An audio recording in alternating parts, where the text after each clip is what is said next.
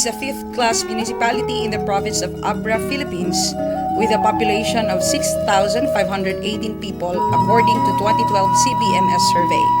It is located at the southern part of Abra, south of Pangged, and north of the city of Baguio. It is politically subdivided into 8 barangays: Pampalyo, Barit, Gayaman, Luluno, Luzong, Nagbukal, Tugipa, Poblasyon, and Sabnangan. The municipality of Luba, Abra proudly presents its Healthy Barangay Awards program.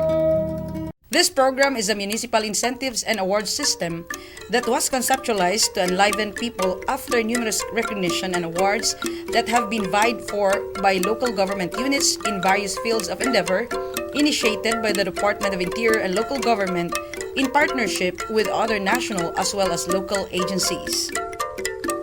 With the underrated success of this initiative in 2008, such incentive and award system that recognizes the exemplary performance of barangay governments in managing the various sectors has proven its worthiness.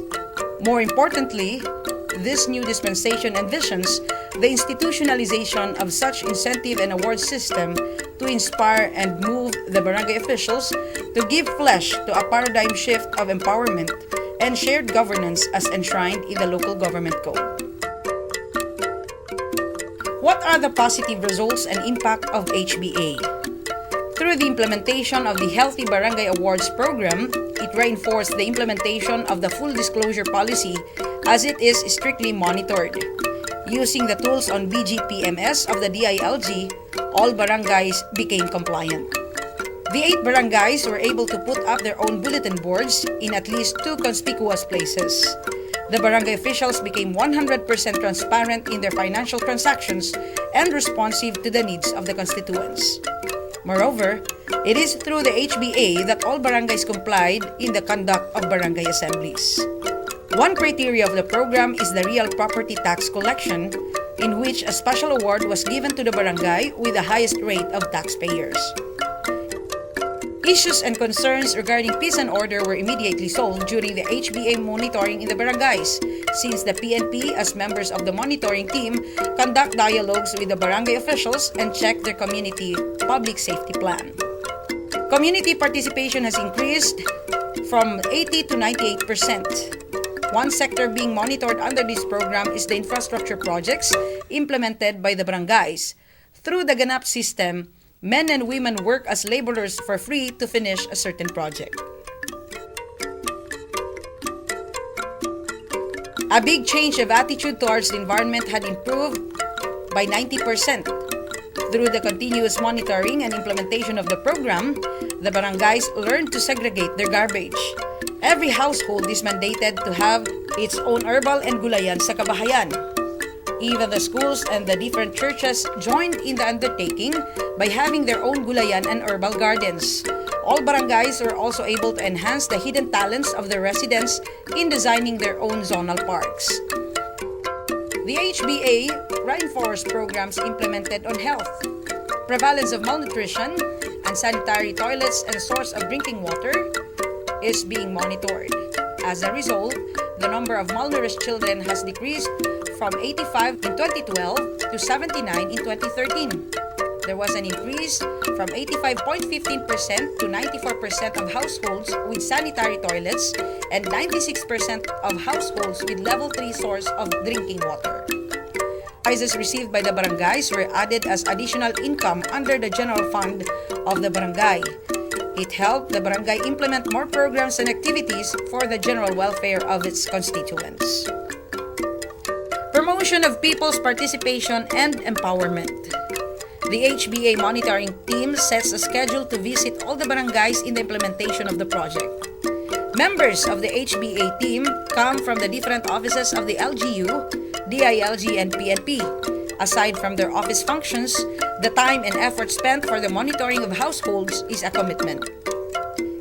Each household should have a separate container for nabubulok and di nabubulok. All households are mandated to have their own backyard garden with vegetables and herbal plants. Households who do not comply will be penalized because the barangays had enacted an ordinance in support to the HBA program. It is compulsory for the barangays to have their own gulayan sa barangay and herbal garden. Also, the Punong Barangay sets a date for the beautification of the barangay, like putting up of fences and painting the surroundings. Zonal or sitio parks are also constructed. Every household is directed to have a representative to help in the beautification, planting, and cleaning of the surroundings.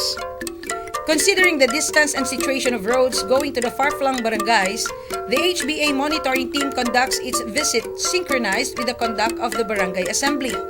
All households should be represented in the assembly. Community participation is encouraged since after the barangay officials report, members of the HBA monitoring team report to the community their observations during their visit and give their recommendations for further improvement. Innovation. The HBA program of the municipality has 5 sectors to monitor: health and nutrition, environment and natural resources, peace and order, infrastructure, good governance using the BGPMS survey tool of the DILG, and the full disclosure policy. One good practice developed through this program is the multidisciplinary approach of all the municipal departments together with the DILG and the PNP. Healthcare and other services were brought to the barangays.